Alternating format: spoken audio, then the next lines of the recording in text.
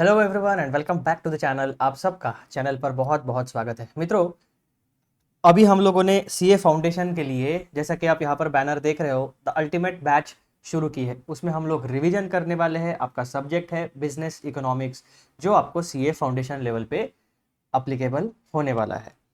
अब यहाँ पे आप देखो, आपके स्क्रीन पे आपको चैनल दिख रहा है जिसका नाम है आचार्य सीए फाउंडेशन। बेसिकली थोड़ा चैनल का नाम मैंने चेंज किया है, but because of YouTube glitch मेरा चैनल का नाम यहाँ पर अपडेट नहीं हो पा रहा है। आइदर आपको आचार्य जो आपको स्क्रीन पर दिख रहा है उससे सर्च करिए, या फिर श्रीनिधि बोरीकर सीए फाउंडेशन, इन दोनों टर्म्स के साथ अगर आप यूट्यूब पे सर्च करते हो तो आपको ये चैनल मिल जाएगा। चैनल को सब्सक्राइब जरूर करिए, लाइक करिए वीडियोस को एंड शेयर जरूर करिए। चलो अब हम लोग हमारी जो रिवीजन है उसको शुरू करते हैं। मैं आपको लेके चलता हूँ हमारे प्यारे प्यारे नोट्स में, जो हमें एग्जाम्स पास करने के लिए हमेशा मदद करते हैं। लेकिन यहाँ पर एक कंडीशन होती है, अगर हम इन नोट्स का सही इस्तेमाल करें, इन्हें प्रॉपरली स्टडी करें, प्रॉपरली रिवाइज करें, तो डेफिनेटली हम एग्जाम्स में पास होने वाले हैं। तो अभी मैं आपको लेके आ गया हूँ हमारे प्यारे प्यारे नोट्स में। जैसा कि आप देख पा रहे हो, कुछ बेसिक इन्फॉर्मेशन मैं आपको पहले ही बता देता हूँ। वो बेसिक इन्फॉर्मेशन कुछ इस तरीके की है। सीए फाउंडेशन की रिवीजन हम कर रहे हैं। पेपर 4 है आपका बिजनेस इकोनॉमिक्स, और दिसंबर 2024 में ये वीडियोस आपके लिए एप्लीकेबल होने वाले हैं। क्योंकि ये जो नोट्स मैंने प्रिपेयर किए हैं, ये बेसिकली जो इंस्टीट्यूट ने दिसंबर 2024 के लिए स्टडी मटेरियल इशू किया है उसको बेस बना के नोट्स प्रिपेयर किए हैं। अब हमारा जो पहला चैप्टर है जो हम रिवाइज करना शुरू किए हैं वो है चैप्टर नंबर 1। उसका नाम है nature and scope of business economics. Unit number 1 है हमारा इंट्रोडक्शन। इस यूनिट नंबर 1 में सबसे पहला टॉपिक है हमारा इंट्रोडक्शन वाला। इंट्रोडक्शन वाले टॉपिक में हमने sub topic number 1 what is business all about, sub topic number 2 what is economics about, and sub topic number 3 what economic studies about, ये तीनों रिवाइज कर लिए हैं। इसके वीडियोस चैनल पर अवेलेबल हो चुके हैं, आप लोग वहां पे जाकर रेफर कर सकते हो। अब इस वीडियो का हमारा जो मुद्दा है, इंट्रोडक्शन वाला जो पोर्शन है, उसमें जो सब टॉपिक नंबर 4 है उसको हमें पढ़ना है। सब टॉपिक नंबर 4 का हेडिंग है हमारा मीनिंग ऑफ बिजनेस इकोनॉमिक्स। और जैसा कि मैं हमेशा आपको बताता हूँ, दीज आर रिवीजन लेक्चर्स। तो रिवीजन लेक्चर्स में ऑब्वियसली हमारी स्पीड ज्यादा होने वाली है। This is not a regular batch, this is a revision batch. तो जिन बच्चों की ऑलरेडी बिजनेस इकोनॉमिक्स की पढ़ाई हो चुकी है उनके लिए ये एकदम अल्टीमेट बैच है, और जिन बच्चों की पढ़ाई नहीं भी हुई है उनके लिए भी ये बैच उतना ही इफेक्टिव रहेगा।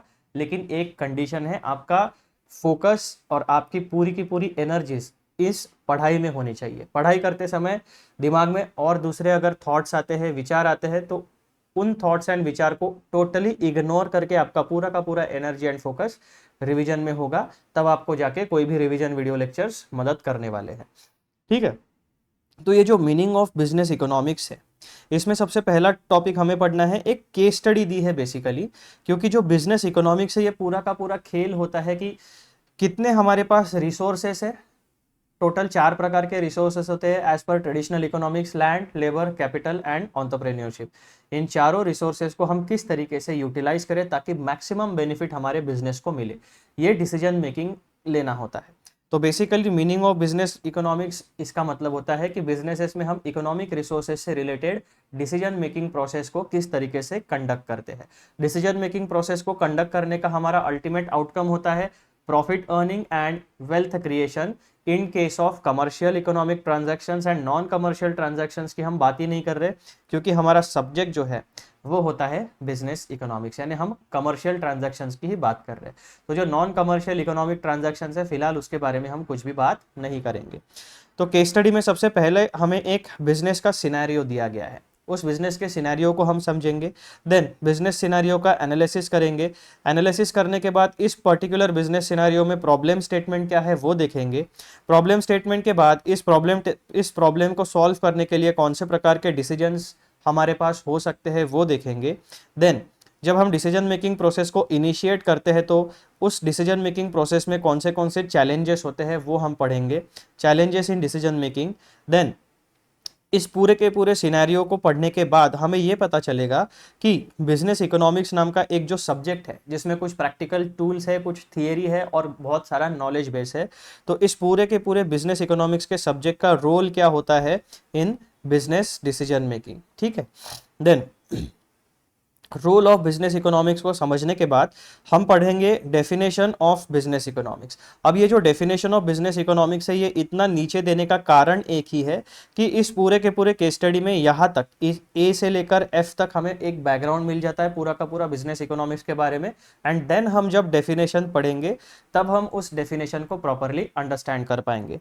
फिर पॉइंट नंबर एच में हम पढ़ेंगे इंटरडिसिप्लिनरी कनेक्शन, यानी बिजनेस इकोनॉमिक्स और कौन से सब्जेक्ट से मदद लेता है to take proper business decisions, उसके बारे में जानकारी। पॉइंट नंबर आई में हम पढ़ेंगे एप्लीकेशंस बियॉन्ड बिजनेस, यानी ये जो इकोनॉमिक्स वाला सब्जेक्ट है इसके एप्लीकेशंस बियॉन्ड बिजनेसेस भी हो सकते हैं या नहीं हो सकते, एक्चुअल सिचुएशन क्या है वो हम पढ़ेंगे। और उसके बाद इस केस स्टडी का कंक्लूजन रहेगा जो पॉइंट नंबर जे में हम पढ़ने वाले हैं।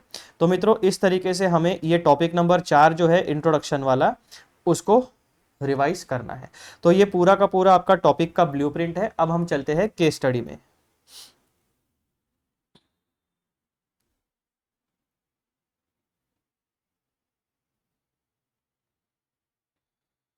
चलो टॉपिक नंबर 4 पर हम लोग पहुंच चुके हैं। ये मैंने कर दी स्क्रीन को लॉक।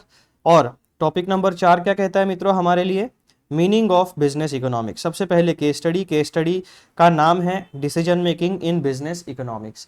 ये पूरी की पूरी ये पूरा का पूरा जो यहाँ पर आपको एक प्रॉपरली स्ट्रक्चर्ड मैनर में दिख रहा है, ऐसा प्रेजेंटेशन आपके इंस्टीट्यूट के स्टडी मटेरियल में नहीं है।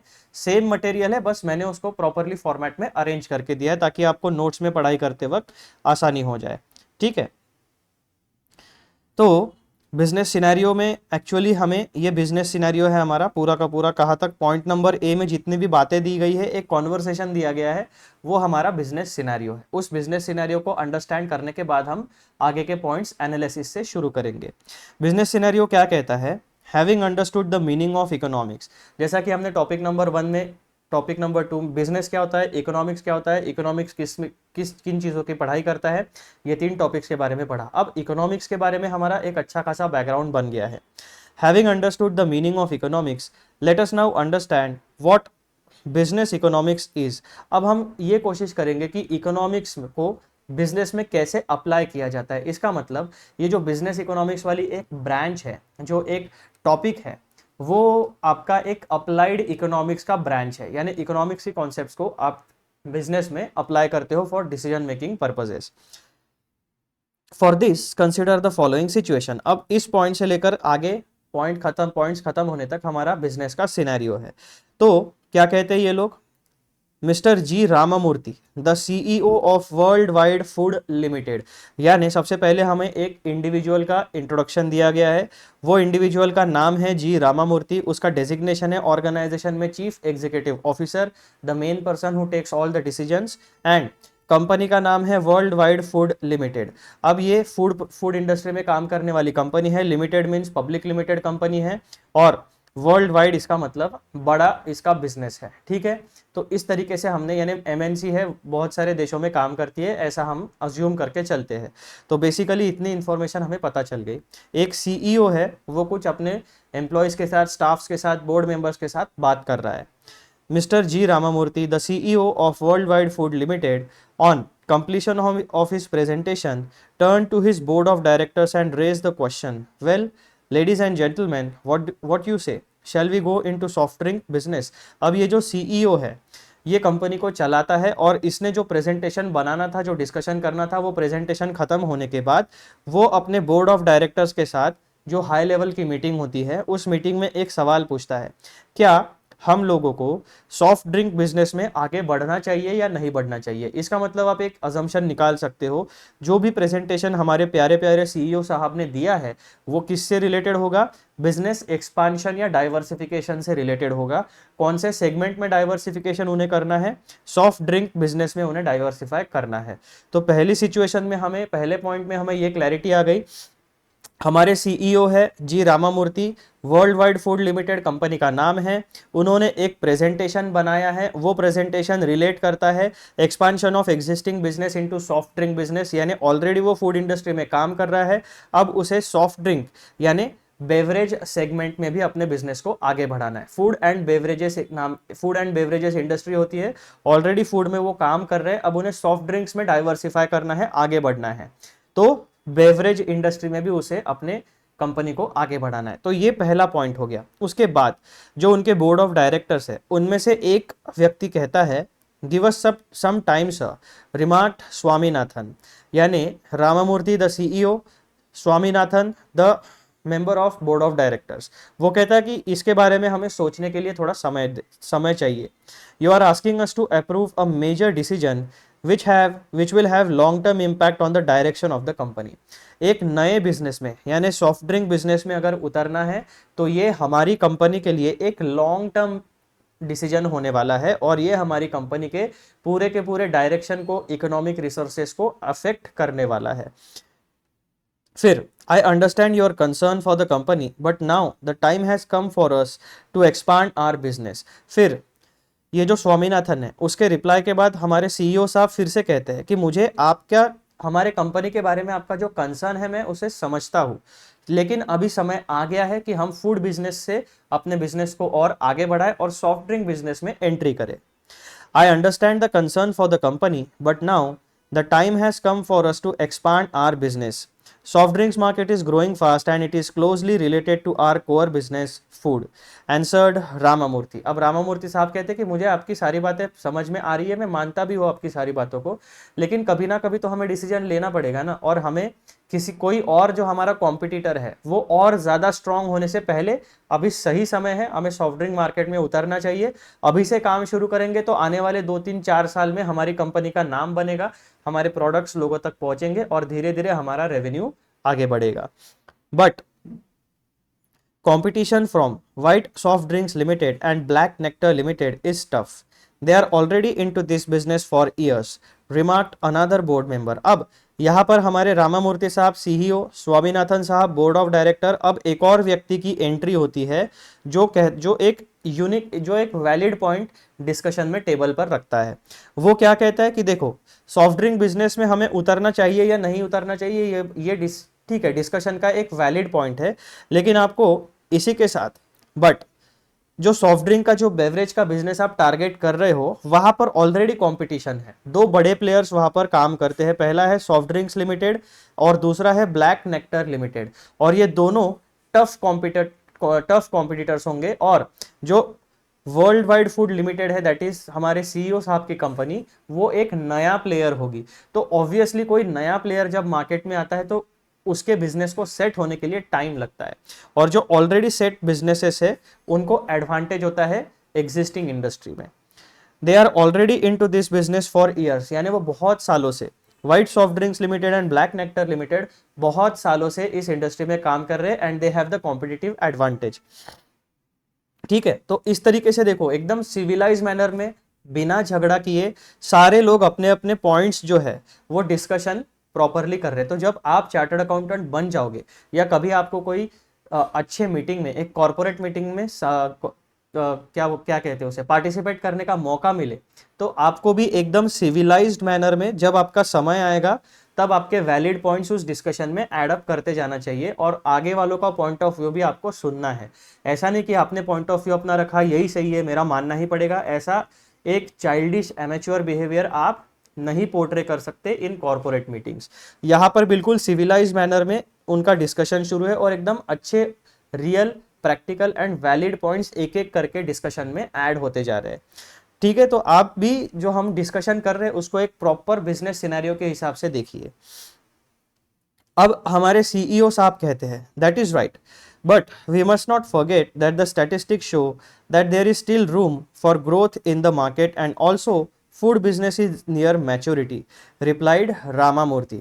अब रामामूर्ति ने हमारे जो दूसरे बोर्ड मेंबर्स थे जिन्होंने टफ कंपटीशन का पॉइंट डिस्कशन में लाया, उनको रिप्लाई देते हैं कि आपकी बात सही है, मैं मानता हूँ आपकी बात सही है कि कंपटीशन है और हमें बहुत टफ होने वाला है इस मार्केट में एंट्री करके अपनी जगह बनाने के लिए और मार्केट शेयर को कैप्चर करने के लिए।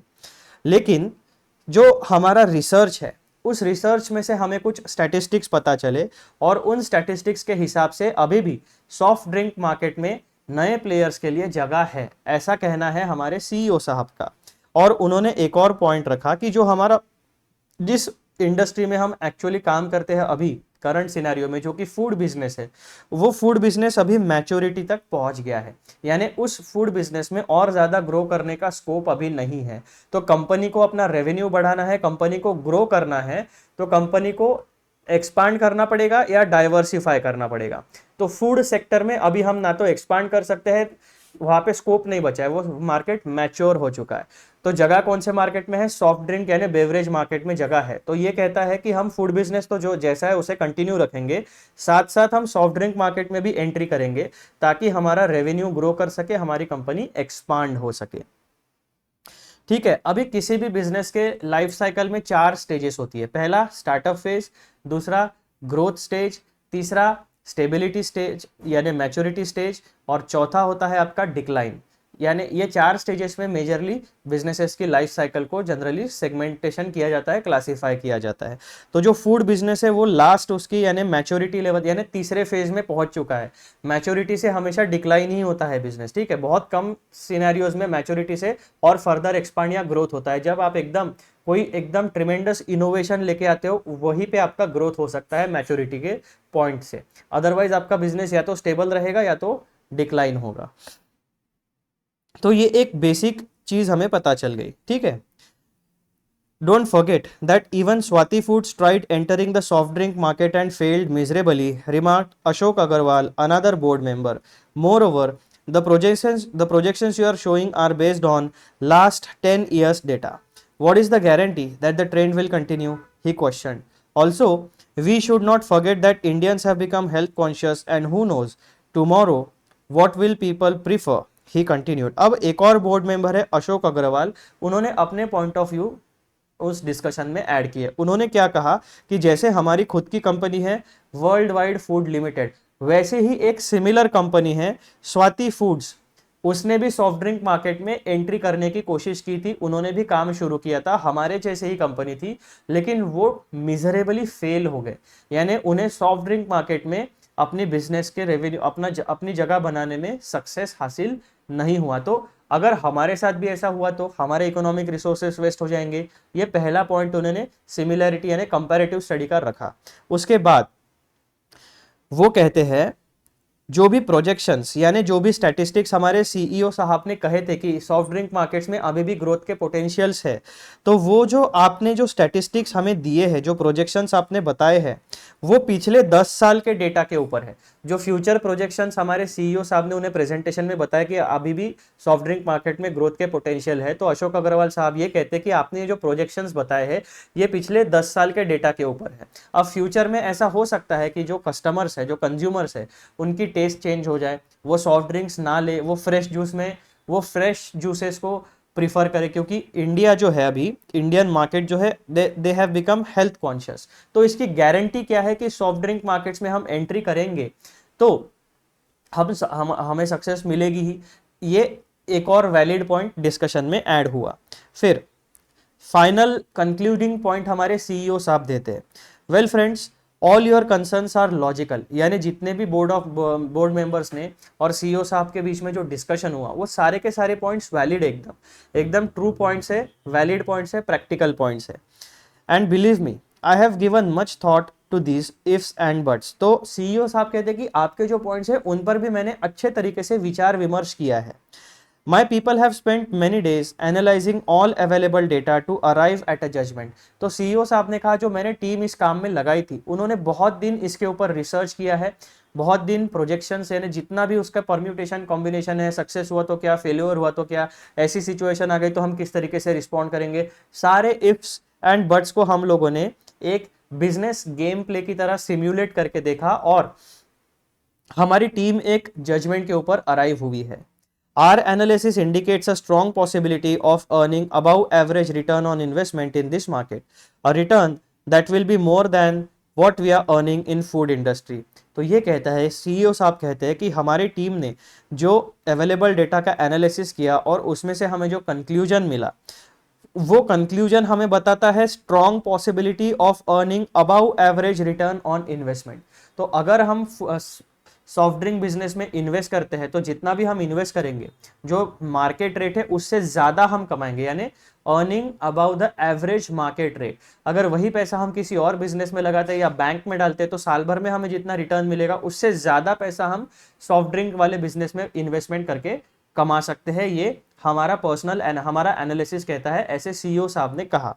फिर we are already working on the details of production cost, pricing, distribution, financing, etc. I fear if we wait for long we will be missing an opportunity that may not come again for long. Let's go ahead and make the most of it, remarked Ramamurthy. फिर रामामूर्ति साहब ने उन्हें और अच्छे से समझाने की कोशिश की कि देखिए अभी हम करंटली फूड बिजनेस में जितना कमा रहे हैं उससे ज़्यादा हम सॉफ्ट ड्रिंक मार्केट में इन्वेस्ट करके कमा सकते हैं, और इसी वजह से हमने ऑलरेडी काम शुरू कर दिया है। कौन से फैक्टर्स के ऊपर हमने काम शुरू कर दिया है, कौन से प्रोसेसेस के डिटेल्स पर हमने काम करना शुरू किया है। तो प्रोडक्शन फैसिलिटी, कौन से सॉफ्ट ड्रिंक्स हम प्रोडक्ट्स प्रोड्यूस करेंगे, किस तरीके की मशीनरीज हमें लगेंगी, किस तरीके का प्रोसेसिंग प्लांट हमें लगेगा, कौन से रॉ मटेरियल्स हमें लगेंगे, पैकेजिंग कैसा रहेगा, उसका टेस्टिंग कैसा होगा, बाद में डिस्ट्रीब्यूशन, उसके बाद में उसकी कॉस्टिंग क्या होगी, प्राइसिंग क्या होगा, मार्केट में डिस्ट्रीब्यूशन किस तरीके से होगा, हमारे फाइनेंसिंग हम कहाँ से करेंगे। यानी पूरा का पूरा बिजनेस प्लान हम तैयार कर रहे हैं, हमने सारे डिटेल्स के ऊपर काम करना शुरू कर दिया है। फिर वो एक फाइनल पॉइंट इस डिस्कशन में रखते हैं, और वो फाइनल पॉइंट क्या होता है कि मुझे डर है, यानी सीईओ साहब कहते हैं कि मुझे डर है कि अगर हम अभी आज इस समय में सॉफ्ट ड्रिंक मार्केट में एंट्री हम लोगों ने नहीं की तो हम लोग एक विंडो ऑफ अपॉर्चुनिटी को मिस कर देंगे। हो सकता है कि बहुत सारे अदर प्लेयर्स, आज के समय में मार्केट में कितने प्लेयर्स उन्होंने बताए थे, 2 ही प्लेयर्स है, white soft drink limited and black nectar limited. ये 2 प्लेयर सॉफ्ट ड्रिंक में सबसे अच्छा काम कर रहे हैं, बाकी और कोई प्लेयर नहीं है। तो जब ये वाली कंपनी यानी वर्ल्ड वाइड फूड लिमिटेड अगर सॉफ्ट ड्रिंक मार्केट में आती है तो वो तीसरा मेजर प्लेयर हो जाएंगे, और यही एक अपॉर्चुनिटी है।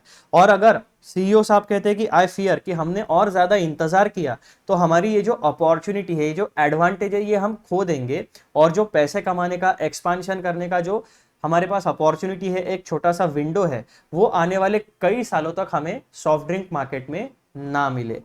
तो मित्रों, सीईओ साहब कहते हैं कि let's go ahead and make the most of it, remarked Ramamurthy.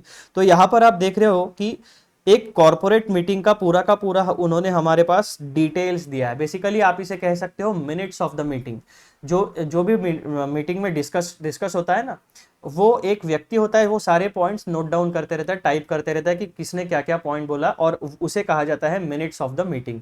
तो ये आप sort of minutes of the meeting इसे कह सकते हो। आप आगे चल के जब कंपनी लॉ की पढ़ाई करोगे तो आपको मिनट्स ऑफ द मीटिंग क्या होते हैं वो समझ में आ जाएगा, क्योंकि उसमें आपको वो पढ़ाया जाएगा। तो अभी के लिए बस आप इतना समझ लो, जब भी एक कॉर्पोरेट मीटिंग होती है तो जो भी लोग बैठते हैं उसमें एक ऐसा व्यक्ति भी होता है जिसके ऊपर एक जिम्मेदारी होती है कि कौन सा व्यक्ति क्या बोल रहा है उसको वो नोट डाउन करता है उसके नाम के आगे, ताकि पूरे के पूरे मीटिंग्स का एक टेक्स्ट फॉर्म में ड्राफ्ट हमारे पास आ जाए और हमारे पास रिकॉर्ड रहे कि कौन से व्यक्ति ने क्या क्या पॉइंट बोला था, और उसकी अकाउंटेबिलिटी उस डिस्कशन के साथ फिक्स की जाती है। ठीक है, तो इस तरीके से सिनेरियो हुआ। अब सिनेरियो का मैं आपको एक बार रिवाइज करा देता हूं। सीईओ साहब कहते हैं कि हमें फूड बिजनेस से सॉफ्ट ड्रिंक बिजनेस में आना चाहिए। ठीक है, हमारे पास एक अच्छी अपॉर्चुनिटी है। फिर दूसरा व्यक्ति क्या कहता है कि आप जो कहते हैं वो सही है, ठीक है, लेकिन इसका हमारे कंपनी के ऊपर लॉन्ग टर्म इंपैक्ट होने वाला है। और उसके बाद क्या कहते हैं कि कंपटीशन भी है। ठीक है, तो क्या हमें इस फील्ड में पैसा इन्वेस्ट करना चाहिए या नहीं करना चाहिए। फिर एक और व्यक्ति आता है कि वो बताता है कि जो बिजनेस, फूड बिजनेस जो है वो अभी मैच्योरिटी पे आ चुका है, सॉफ्ट ड्रिंक बिजनेस में ग्रोथ के लिए अपॉर्चुनिटी है। फिर से जो बोर्ड ऑफ मेंबर है वो कहता है कि भाई स्वाति फूड्स नाम की एक कंपनी थी जो हमारे जैसी ही थी, उन्होंने भी सॉफ्ट ड्रिंक बिजनेस में एंट्री करने की कोशिश की, वो फेल हो गए, तो इसकी क्या गारंटी है कि हमें सक्सेस मिलेगा। अगर वो फेल हो सकते हैं तो हम भी फेल हो सकते हैं। तो इसके ऊपर हमारा फाइनल सीईओ साहब का रिप्लाई आता है कि आपकी सारी बातें सही है, मेरी टीम ने इसके ऊपर काम किया, हमने रिसर्च किया, डेटा ये कहता है कि सॉफ्ट ड्रिंक बिजनेस में अभी भी ग्रो करने के लिए चांसेस है, हमारे पास अपॉर्चुनिटी है। जो भी हम इन्वेस्ट करेंगे, जो फूड बिजनेस में हम कमा रहे हैं उससे ज़्यादा रिटर्न सॉफ्ट ड्रिंक बिजनेस में हम कमा सकते हैं। और सीईओ साहब फाइनली ये कहते हैं कि अभी हमने अगर ये अपॉर्चुनिटी मिस कर दी तो आने वाले कई सालों तक हमें ग्रो करने की या डाइवर्सिफाई करने की अच्छी अपॉर्चुनिटी नहीं मिलेगी। तो इस तरीके का एक फ्रेमवर्क यहाँ पे बिजनेस डिसीजन से रिलेटेड तैयार हो गया है। अब यहाँ पर आप देखो ये पूरे के पूरे जो बिजनेस का सिनेरियो है उसका एक छोटा सा एनालिसिस क्या कहता है। Point number 1, the management of the company is faced with the problem of decision making. Decision क्या, ऑलरेडी एक एग्जिस्टिंग बिजनेस है, उस बिजनेस से हम फूड बिजनेस में काम करते हैं, अब फूड बिजनेस से लेकर हमें डाइवर्सिफाई करना है बेवरेज बिजनेस में। बेसिकली रिलेटेड बिजनेस ही होता है फूड एंड बेवरेजेस का, लेकिन फूड अलग हो जाता है थोड़ा सा, बेवरेज अलग हो जाता है। The management of the company is faced with the problem of decision making. क्या, फूड बिजनेस से डाइवर्सिफाई करना है बेवरेज बिजनेस में, उसके लिए बहुत सारे इकोनॉमिक रिसोर्सेज लगेंगे और कौन से फैक्टर्स हमें कंसिडर करने पड़ेंगे, production cost, pricing, distribution, financing etcetera. ये सारे एस्पेक्ट्स के ऊपर हमें डिसीजन मेकिंग करना पड़ेगा। Then as we are aware the survival and success of any business depends on sound decisions. जैसे कि स्वाति फूड्स का उन्होंने एग्जांपल दिया था कि उन्होंने भी सॉफ्ट ड्रिंक्स बिजनेस में एंट्री की लेकिन फेल हो गए, तो वहां पर साउंड डिसीजन मेकिंग शायद नहीं हुआ होगा। Point number 3, decision making refers to the process of selecting an appropriate alternative that will provide the most efficient means of attaining a desired end from two or more alternative courses of action। यानी decision making मतलब क्या होता है, decision making एक ऐसी process होती है जहां पर हम ऑल्टरनेटिव ऑप्शंस में से एक प्रॉपर ऑप्शंस जो हमारे लिए सबसे ज़्यादा बेनिफिशियल होगा उसे चूज करते हैं। अब यहाँ पर जो हमारा फूड बिजनेस का एग्जांपल था, अब उसके बाद दो ऑप्शन है, या तो फूड बिजनेस में ही और नए प्रोडक्ट्स लॉन्च करो, या तो बेवरेज इंडस्ट्री में आके वहां पर अपनी जगह बनाओ। ये दो ऑप्शंस उनके पास है। तो इकोनॉमिक डिसीजन मेकिंग में अब ये दो अल्टरनेटिव्स है, तो दो अल्टरनेटिव्स का जब ये कंपैरेटिव स्टडी करेंगे तब हमारे सीईओ साहब ने स्टैटिस्टिकल एनालिसिस, डेटा एनालिसिस, इन दोनों के बेसिस पर उन्होंने कहा कि फूड बिजनेस में हम जितना कमा रहे हैं उससे अब जो एवरेज रिटर्न ऑन इन्वेस्टमेंट हम कमा रहे हैं उससे ज़्यादा रिटर्न हम बेवरेज इंडस्ट्री में यानी सॉफ्ट ड्रिंक बना बेचकर कमाने वाले हैं।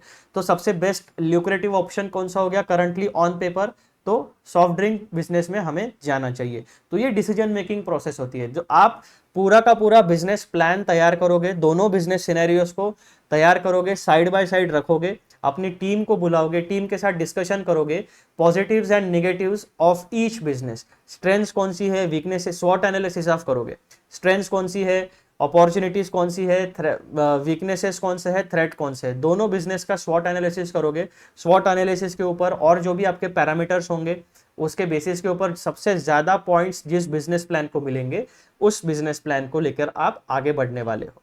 तो ये एनालिसिस हो गया पूरे के पूरे सिचुएशन का।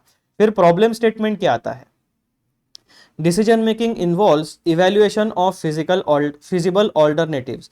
Decision making involves evaluation of feasible alternatives, यानी कौन से प्रैक्टिकल और इंप्लीमेंटेशन करने लायक ऑल्टरनेटिव है उसका इवैल्यूएशन किया जाता है।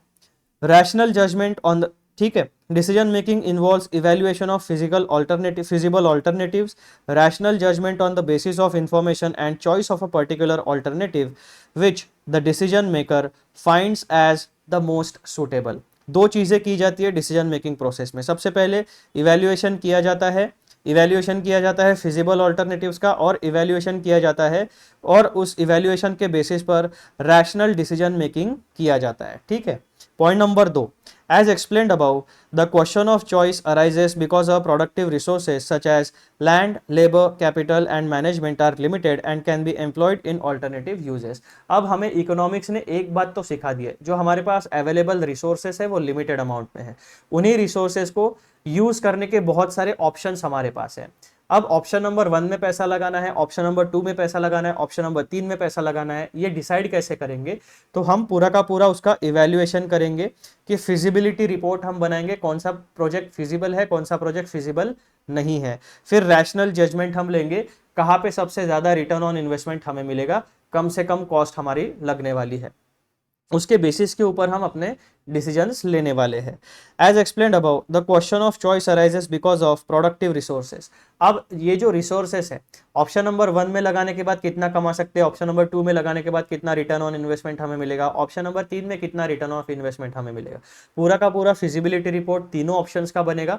जो सबसे बेस्ट ऑप्शन हमें लगता है उस ऑप्शन में हम अपने रिसोर्सेस लगा देंगे। हाँ, अगर हमारे पास अनलिमिटेड रिसोर्सेस होते तो फिर हम तो तीनों ऑप्शन में लगा देंगे, ठीक है, लेकिन अभी सिनेरियो क्या है, हमारे पास लिमिटेड रिसोर्सेस है, land, labour, capital, entrepreneurship, that means management skills.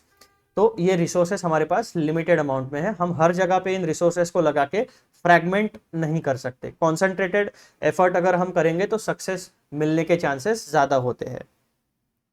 Therefore, more efficient alternatives must be chosen and less efficient alternatives must be rejected. तो कौन से alternatives को आपको choose करना है? Efficient alternative को, और reject किन चीजों को करना है? Non efficient या less efficient alternatives को आपको reject करना पड़ेगा। Then point number D, types of decisions. अब ये जो हमारा बिजनेस सिनेरियो है, इसमें किस प्रकार के डिसीजंस हमें लेने पड़ सकते हैं? The management of a business unit generally needs to take strategic, tactical and operational decisions. तीन प्रकार के डिसीजंस बिजनेस में होते हैं। कौन से? स्ट्रेटेजिक डिसीजंस जो लॉन्ग टर्म होते हैं, टैक्टिकल डिसीजंस जो जनरली शॉर्ट टर्म डिसीजंस होते हैं, एंड ऑपरेशनल डिसीजंस यानी जो डेली बिजनेस का ऑपरेशन होगा, प्रोसेसेस कैसी होगी, उनसे रिलेटेड। तो तीन सेगमेंट के डिसीजंस आपको लेने पड़ते हैं। कौन से? Strategic, tactical and operational decisions. A few examples of issues requiring decision making in the context of businesses are illustrated below. अब ये कुछ सवाल है जो डिसीजन, जिनके जवाब में आपको डिसीजन लेना पड़ेगा। टाइप्स ऑफ डिसीजंस के ये कुछ एग्जांपल्स है, ठीक है। This list is not exhaustive, this list is not complete, इसमें और भी क्वेश्चंस ऐड हो सकते हैं। तो सबसे पहला डिसीजन क्या लेना पड़ेगा आपको? Should our firm be in this business, यानी जो एग्जिस्टिंग बिजनेस है, क्या हमें वो कंटिन्यू करना चाहिए या बंद कर देना चाहिए या किसी और बिजनेस में जाना चाहिए। Point number 2, should the firm launch a product given the highly competitive market environment, क्या हमें और नया प्रोडक्ट लॉन्च करना चाहिए? कॉम्पिटिटिव एनवायरनमेंट किस तरीके का है, क्या वो पॉसिबल होगा या नहीं होगा, ये डिसीजन हमें लेना पड़ेगा। If the firm decided on launching the product, which available technique of production should be used, कौन से प्रोसेस को, कौन सी टेक्नोलॉजी को यूज करके हमें प्रोडक्शन करना चाहिए। From where should the firm procure necessary inputs and what prices and at what prices so as to have a competitive edge in market. जो भी प्रोडक्ट हम मैन्युफैक्चर करना चाहते हैं उसके लिए रॉ मटेरियल का परचेस कहाँ से किया जाए, कौन से एरियाज में कॉस्ट इफेक्टिव रॉ मटेरियल हमें मिलेगा, यानी कॉस्ट भी हमें कम रखनी है और रॉ मटेरियल की क्वालिटी भी कॉम्प्रोमाइज नहीं होनी चाहिए। तो ये डिसीजन आपको लेना पड़ेगा ताकि मार्केट में आपको एक कॉस्ट का एडवांटेज मिल सके। Then should the firm make the components or buy them from another firm. अब एक प्रोडक्ट बनाने के लिए, फॉर एग्जांपल जैसे ऑटोमोबाइल इंडस्ट्री की हम एग्जांपल लेते हैं, एक कार, एक 4 व्हीलर बनाने के लिए आपको हजारों छोटे छोटे पार्ट्स की जरूरत होती है। अब एक ऑर्गेनाइजेशन के सामने बहुत बड़ा डिसीजन होता है, क्या वो हजारों पार्ट्स खुद मैन्युफैक्चर करे या अलग अलग वेंडर्स को काम दे दे, उनसे पार्ट्स खरीदे और फिर असेंबल करके एक ऑटोमोबाइल खड़ी करे। ये डिसीजन होता है। तो बहुत सारी चीजें क्या होती है जो एकदम पेटेंटेड टेक्नोलॉजी होती है, जो पेटेंटेड प्रोडक्ट्स होते हैं, वो जनरली उसका नॉलेज बेस, उसका नो हाउ कंपनी मार्केट को नहीं देना चाहती। तो ऐसे जो एकदम क्रिटिकल कंपोनेंट्स होते हैं वो मेजर ऑटोमोबाइल मैन्युफैक्चरर्स खुद मैन्युफैक्चर करते हैं और बाकी जो चिल्लर होते हैं, जो जनरल पर्पस होते हैं, वो बाहर से परचेस करके उनका क्वालिटी चेक करके, अगर वो क्वालिटी चेक में पास होते हैं तो ऑटोमोबाइल को असेंबल करके मार्केट में भेज दिया जाता है। तो ये इस प्रकार के डिसीजंस लिए जाते हैं। Then how much should be the optimum output and what price should the firm sell, कितना क्वांटिटी ऑफ प्रोडक्शन हमें करना चाहिए, यानी मार्केट में कितना डिमांड है उसके हिसाब से सप्लाई प्लान करना चाहिए, और जो प्रोडक्ट हम बेचेंगे उसका प्राइसिंग किस तरीके से रखना चाहिए, कौन से प्राइस पॉइंट पर हमें सेल करना चाहिए। Point number, then next decision, how will the product be placed in the market, which customer segment should be focused and how to improve the customer experience, which marketing strategy should be chosen, how much should be the marketing budget। अब पूरा का पूरा marketing से related और business positioning से related सवाल। Market में हमारे प्रोडक्ट को किस तरीके से इंट्रोड्यूस करना चाहिए, डेली यूज प्रोडक्ट या लग्जरी प्रोडक्ट, है ना, जनरल पर्पस प्रोडक्ट या लग्जरी प्रोडक्ट, कौन से सेगमेंट में डालना चाहिए, प्लेसिंग कैसा करना चाहिए, हमारा कस्टमर सेगमेंट क्या है, क्या हमारे प्रोडक्ट्स बच्चों के लिए है, टीनेजर्स के लिए है, एडल्ट्स के लिए है या सीनियर सिटीजन्स के लिए है, मेल्स के लिए है या फीमेल्स के लिए है, एनिमल्स के लिए है या कौन से पेट एनिमल्स के लिए है या एग्रीकल्चरल फार्म पे जो एनिमल्स होते हैं उनके लिए, किस तरीके का प्रोडक्ट है ना, ऐसा हमें कस्टमर सेगमेंटेशन करना पड़ेगा। क्या बिजनेस टू बिजनेस हमारा प्रोडक्ट बिकेगा या बिजनेस टू कंज्यूमर प्रोडक्ट बिकेगा, रिटेल मार्केट में हम प्रोडक्ट बेचने वाले हैं या होलसेल मार्केट में प्रोडक्ट बेचने वाले हैं, ये सारे डिसीजंस आपके यहाँ पर आ गए। देन कस्टमर एक्सपीरियंस को कैसे इम्प्रूव किया जाए, यानी प्रोडक्ट खरीदने के बाद कस्टमर को गारंटीड सेटिस्फेक्शन मिलना चाहिए। अगर कोई प्रॉब्लम आता है तो कस्टमर सर्विस भी अच्छी होनी चाहिए। Then which marketing strategy should be chosen, यानी हमारा बिजनेस का एडवर्टीजमेंट मार्केटिंग हम किस तरीके से करें, how much should be the marketing budget, और जो मार्केटिंग स्ट्रेटेजी है उसके लिए पूरे साल में हमें कितना पैसा खर्चा करना चाहिए। अब आपको एक मैं बात बता देता हूँ, जितना भी पैसा एक ऑर्गेनाइजेशन, चाहे आप उसे ब्रांडिंग कह लो, मार्केटिंग कह लो, डिजिटल मार्केटिंग कह लो, एडवर्टीजमेंट कह लो, पब्लिसिटी कह लो, ये सारे की सारी चीजें बेसिकली कंपनी इसलिए करती है ताकि ज्यादा से ज्यादा लोगों तक अपने प्रोडक्ट या सर्विस का अवेयरनेस फैला सके, और जब भी उनके लाइफ में उस पर्टिकुलर प्रोडक्ट की डिमांड आए तो वो डिमांड जब भी जनरेट हो तब आपकी ही कंपनी का ब्रांड नेम उस कस्टमर के दिमाग में ठनकना चाहिए। ठीक है, आपके जैसा प्रोडक्ट बहुत सारे लोग ऑफर करते होंगे, लेकिन आपको एडवर्टीजमेंट मार्केटिंग स्ट्रेटेजी इस तरीके से रखनी है कि जब भी उस पर्टिकुलर प्रोडक्ट की डिमांड किसी कंज्यूमर के लाइफ साइकिल में आती है तो आपका ही प्रोडक्ट उसके दिमाग में सबसे पहले नाम चमकना चाहिए। ठीक है, इस तरीके से। Then how to combat the risk and uncertainties involve. अब हर एक बिजनेस में एक सर्टन रिस्क होती है। क्या आपका प्रोडक्ट लोग खरीदेंगे ही, यस, आपका प्रोडक्ट लोग खरीदेंगे इसकी कोई गारंटी नहीं होती है। अगर आपके जैसा ही प्रोडक्ट कम कीमत में मिलता है, अच्छी क्वालिटी का मिलता है, तो लोग वहां पे शिफ्ट हो जाएंगे। ये कस्टमर लॉयल्टी वगैरह नाम की कोई जनरली चीज नहीं होती।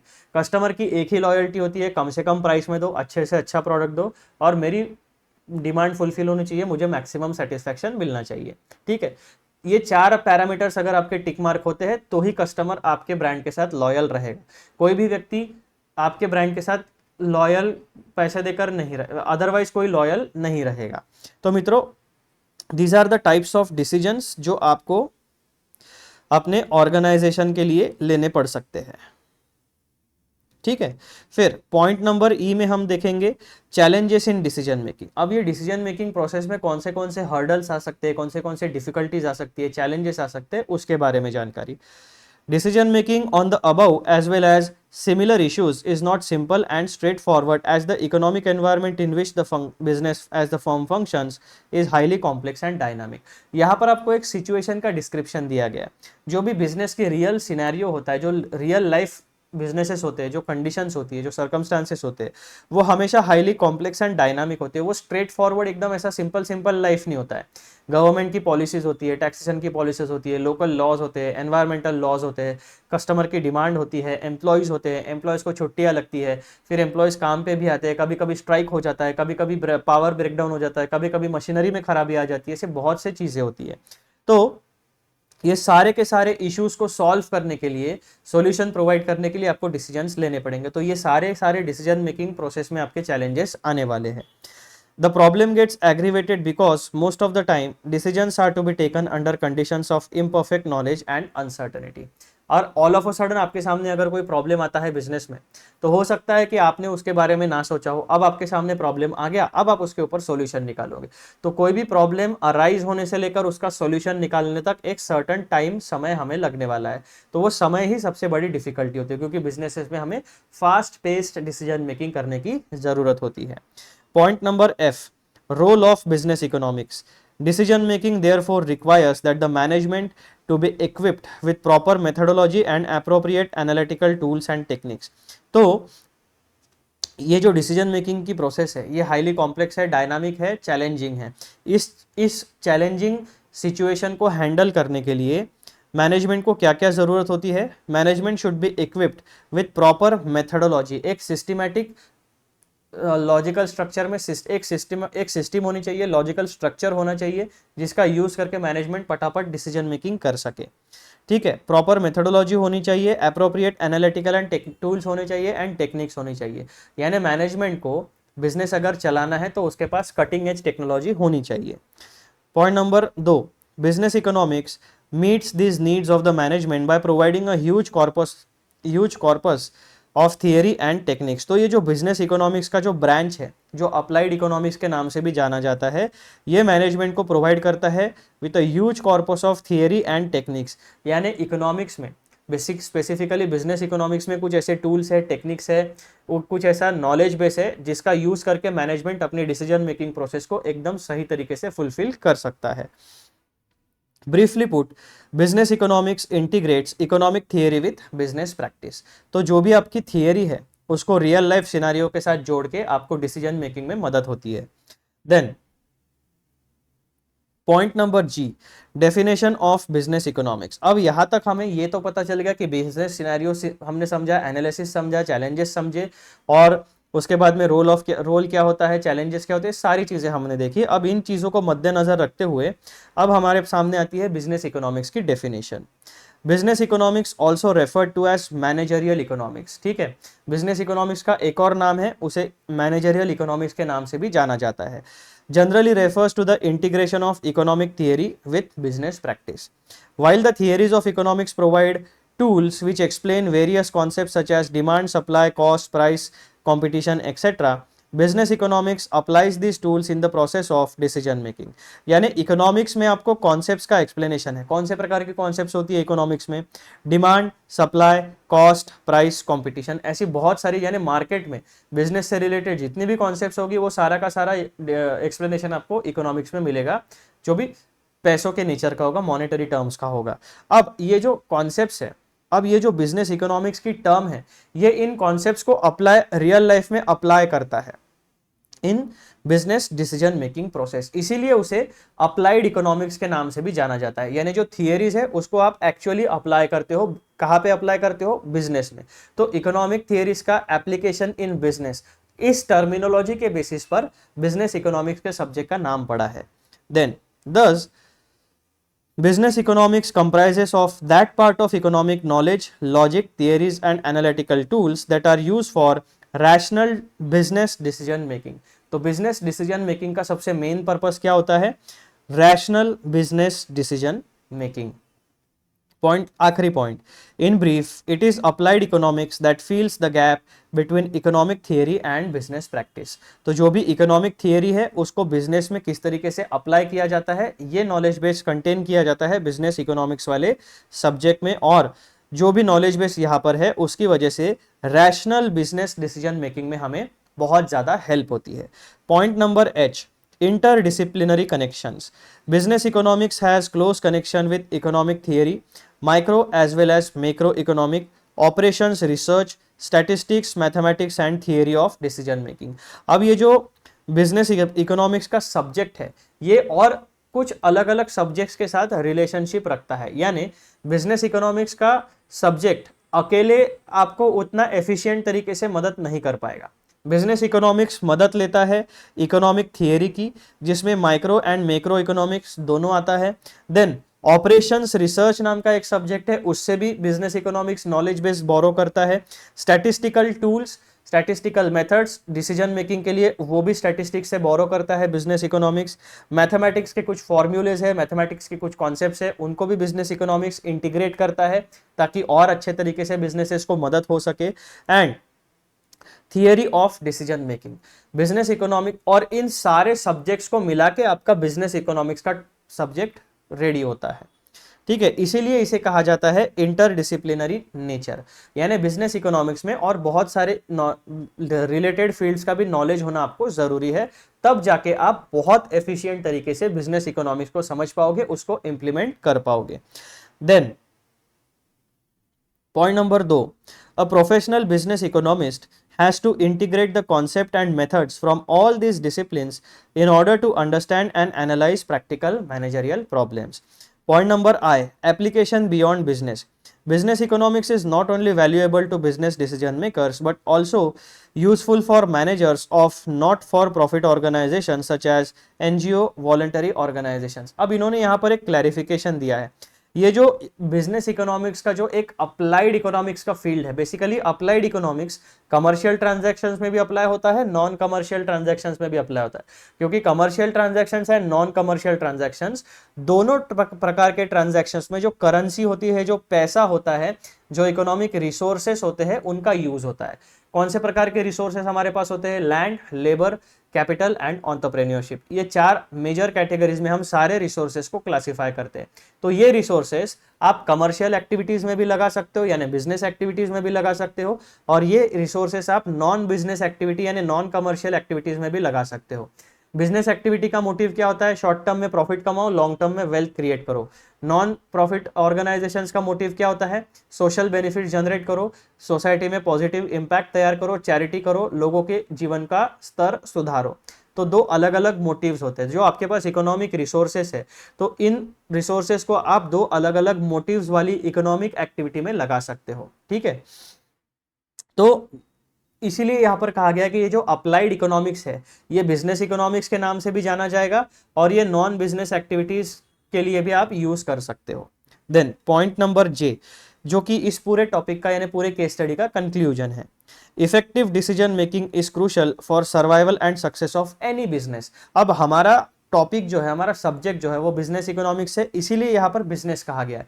लेकिन effective decision making is crucial for the survival and success of any type of economic activity. अगर non business non commercial activity भी आपको करना है, तो आप अपने जो इकोनॉमिक रिसोर्सेस है उनको एक स्पेसिफिक पर्पस के लिए यूटिलाइज करते हो। किसी का जीवन स्तर सुधारना है, कोई सोशल बेनिफिट जनरेट करने, कहीं पे ट्री प्लांटेशन करना है, कहीं पे आपको स्वच्छ भारत अभियान में भारत को स्वच्छ रखने के लिए आपको क्लीनिंग करना है, या फिर किसी ओल्ड एज होम को आपको कंट्रीब्यूट करना है, या फिर आपको किसी बच्चों के एजुकेशन की फीस भर देनी है, उनका एजुकेशन कंप्लीट कराना है, या फिर आपको कोई हैंडीकैप पर्सन है उनकी मदद करनी है। तो आपका अल्टीमेटली इकोनॉमिक रिसोर्सेज को यूज करने का मोटिव क्या है? वो मोटिव फुलफिल होना चाहिए। इस so basically effective decision making is crucial for survival and success of any business. तो कमर्शियल एक्टिविटी में तो इफेक्टिव डिसीजन मेकिंग आपका चाहिए, लेकिन नॉन कमर्शियल एक्टिविटीज में भी इफेक्टिव डिसीजन मेकिंग होना चाहिए, तब जाके आपका जो डिजायर्ड ऑब्जेक्टिव है वो फुलफिल होगा। Point number 2, by integrating economic theory with business practice, business economics provides the necessary tools and techniques to make informed and rational decisions in a complex and dynamic economic environment। तो इस तरीके से मित्रों आपका पूरा का पूरा कंक्लूजन होता है। पॉइंट नंबर 2 क्या कहता है कि इकोनॉमिक थियरी को बिजनेस प्रैक्टिस के साथ प्रॉपरली इंटीग्रेट किया जाता है, मैच किया जाता है, और तब जाके आपके लिए necessary tools and techniques generate होते हैं, जिनकी वजह से आप एक इन्फॉर्म्ड एंड रैशनल डिसीजन ले सकते हो, ताकि आपका जो डिजायर्ड ऑब्जेक्टिव है उसे आप आसानी से फुलफिल कर सको। तो मित्रों ये था पूरा का पूरा रिवीजन हमारा टॉपिक नंबर 4 का, जो था मीनिंग ऑफ बिजनेस इकोनॉमिक्स। मैं आशा करता हूं कि आपका ये टॉपिक एकदम डिटेल में रिवाइज हो चुका है और आपको इस वीडियो की हेल्प जरूर होगी, मुझे पता है ये, क्योंकि this is one of the best study material that I have created for you guys. तो मित्रों इस तरीके से हमारा जो टॉपिक नंबर 1 है इंट्रोडक्शन वाला, वो कंप्लीट होता है। मैं आपको एक बार हमारे प्यारे प्यारे इंडेक्स में लेके चलता हूँ, वहां पर मैं आपको पूरा का पूरा आइडिया दे के रखना चाहता हूँ। तो हमारा टॉपिक नंबर 1 जो है इंट्रोडक्शन, उसमें what is business all about, what is economics about, topic number 3 what economics studies about, topic number 4 meaning of business economics. ये पूरे के पूरे हमारे डिस्कशन चारों टॉपिक का डिस्कशन हमारा कंप्लीट हो चुका है। और जो रिवीजन है हमारा यूनिट 1 का टॉपिक नंबर 1 जो कि है इंट्रोडक्शन, वो इंट्रोडक्शन वाले पूरे के पूरे पोर्शन का हमारा रिवीजन कंप्लीट हो गया है। और ये सारे वीडियोस आपको मेरे यूट्यूब चैनल के ऊपर अवेलेबल हो गए हैं, आप वहां पे जाके उसे प्लीज देखिए और दिसंबर 2024 के एग्जाम में एकदम तगड़ा परफॉर्मेंस लेके आइए। अब हमारा नेक्स्ट वीडियो में रिवीजन शुरू होगा डेफिनेशंस ऑफ बिजनेस इकोनॉमिक्स। इसमें हमें डेफिनेशन नंबर 1, डेफिनेशन नंबर 2, ये 2 टॉपिक्स हमें कंप्लीट करने हैं। तो ये वाला जो वीडियो रहेगा ये भी आपको 2 पार्ट्स में आएगा। पार्ट 1 में हम रिवाइज करेंगे डेफिनेशन नंबर 1, पार्ट 2 में हम रिवाइज करेंगे डेफिनेशन नंबर 2। यानी टॉपिक नंबर 2 जो है डेफिनेशंस ऑफ बिजनेस इकोनॉमिक्स, ये आपको 2 वीडियोस में मिलने वाला है। मेरी जो प्लेलिस्ट है CA foundation ultimate revision batch की, वहां पर प्रॉपरली सीक्वेंस मैनर में आपको ये मिल जाएगा। इसी के साथ साथ मैं आपको ये सजेस्ट करूंगा, मैंने एक टेलीग्राम चैनल बना के रखा है श्रीनिधि बोरीकर सीए फाउंडेशन, उसे आप सर्च करिए, उस टेलीग्राम चैनल को आप ज्वाइन करिए, क्योंकि वहां पर मैं आपको एक एक्सेल शीट प्रोवाइड करूंगा। उस एक्सेल शीट में सारे के सारे वीडियो लेक्चर के इंडेक्स होने वाला है, यानी सीरियल नंबर रहेगा, कौन सा चैप्टर है, चैप्टर का नंबर, चैप्टर का नाम, लेक्चर कौन सा है, लेक्चर का नंबर, लेक्चर का टाइटल, उस लेक्चर में कौन से टॉपिक्स हमने कवर किए हैं वो लिस्ट आपको मिल जाएगी, प्लस वीडियो लेक्चर का लिंक, एंड आखिरी कॉलम आपका रहेगा वीडियो लेक्चर का टाइम। तो ये जितने पैरामीटर्स है आपको यूट्यूब चैनल के ऊपर जाकर बार बार ढूंढने की जरूरत नहीं है। एक्सेल शीट में आप जाएंगे, वहां पर आप देखोगे आपको कौन से टॉपिक रिवाइज करना है, लिंक पर क्लिक करोगे, आपका मेरे यूट्यूब चैनल पे वो प्रॉपर वीडियो ओपन हो जाएगा। उस एक्सेल शीट में आप अपने पूरा स्टडी का मार्किंग भी कर सकते हो, टाइम भी मैं वहां पे मेंशन करूंगा ताकि आपको ये पता चले कौन से टॉपिक को 40 मिनट लगने वाले हैं, कौन से टॉपिक को आधा घंटा लगने वाला है रिवाइज करने के लिए। उस हिसाब से आप अपना रिवीजन प्लान कर सकते हो। प्लस एक एडेड एडवांटेज ऐसा है कि आप उस एक्सेल शीट को एडिट भी कर पाओगे, वहां पे आप मार्किंग भी कर सकोगे, हाँ ये टॉपिक हो गया, ये टॉपिक हो गया, इसको फिर से देखना है, इसको मुझे समझा नहीं है, इसमें डाउट है, तो वो सारा का सारा आप ट्रैकिंग जो है एक ही एक्सेल शीट में प्रॉपरली कर पाओगे। तो मैं आपको ये सजेस्ट करता हूँ कि आप, मैंने जो लिंक्स दी है डिस्क्रिप्शन बॉक्स में, या फिर आपको अगर वो डिस्क्रिप्शन बॉक्स में फिलहाल लिंक्स अगर क्लिक नहीं हो पा रही है तो आप टेलीग्राम चैनल पे जाके Shrinidhi Borikar CA foundation search करिए, मेरा ही चेहरा आपको चैनल के प्रोफाइल फोटो में दिखेगा, वहां पर आप जाइए, ज्वाइन करिए, चैनल को सब्सक्राइब करिए और तब जाके आप एक्सेल शीट को वहां पे एक्सेस कर सकते हो। ठीक है मित्रों, तो यहाँ पर ये वीडियो होता है समाप्त और हम लोग अगले वीडियो में मिलेंगे आप लोगों के लिए, जहां पर हम डिस्कस करेंगे डेफिनेशंस ऑफ बिजनेस इकोनॉमिक्स। जाने से पहले एक छोटी सी रिक्वेस्ट, वीडियोस को लाइक जरूर करिए, वीडियोस को शेयर जरूर करिए सारे सीए फाउंडेशन के स्टूडेंट्स के साथ। बेसिकली ये हिंदी लेक्चर्स है, तो जितने भी हिंदी वाले स्टूडेंट्स हैं जो इंग्लिश प्लस हिंदी पढ़ना चाहते हैं, मेरी ये रिक्वेस्ट है कि प्लीज़ मुझे मदद करिए, मेरे चैनल को शेयर करिए सीए फाउंडेशन के स्टूडेंट्स के साथ, और वीडियोस को शेयर करिए ताकि चैनल की रीच भी बढ़ सके, मैं ज़्यादा से ज़्यादा स्टूडेंट्स तक पहुंच सकूं और ज़्यादा से ज़्यादा students in revision video lectures का फ़ायदा उठाकर 2024 में एक अच्छा परफॉर्मेंस सीए फाउंडेशन में एटलीस्ट बिजनेस इकोनॉमिक्स वाले सब्जेक्ट में ला सके। चलो अगले वीडियो में मिलते हैं। हाँ, और एक और बात, चैनल को सब्सक्राइब ज़रूर करिए।